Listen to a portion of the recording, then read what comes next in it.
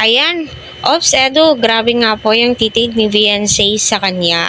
So, ibang-iba na nga po itong si VNC. Kung napapansin nyo, nagbuboost na po ang kanyang confidence. Malakas na po yung loob ni VNC na makipagsalitan ng conversation through Edu. Alam naman po natin si Edu, my God, napakaraming pasikot-sikot. Sino ba naman ang hindi kikiligin kapag ganitong mga titig? So, ito po ay pang good vibes, stress reliever lamang po ito. Wala pong ibang ibig sabihin, no? Alam naman po nating lahat, most requested nga po ito ng mga kapwa po ninyong OFW. Naway mag-ingat po kayo palagi at magdasal po. Number 1 po talaga ang prayers. Gayon pa man, naway patuloy po natin suportahan si Kalinga Prab, Kuya Val, at maraming salamat po sa Team EDC. Mabuhay po kayo hanggang gusto po ninyo, di ba?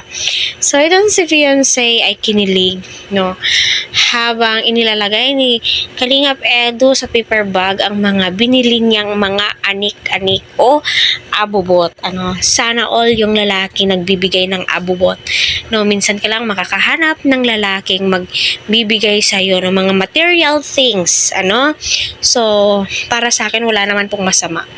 As long as masaya silang dalawa, as long as nakikita po natin yung promise ring na sabi ni Edu wala lang, So, panoorin po natin.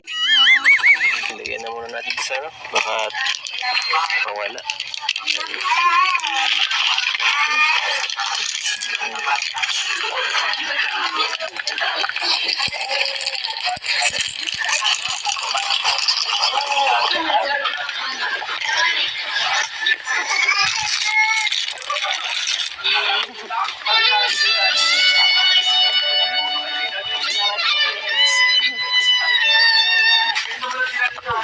Basta ikaw.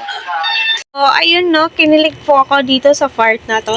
Sana all ends to. So, sana all si VNC na, no, sana, hoping and praying. Kasi nga po, ewan ko ba, bakit love na love ko tong dalawang to.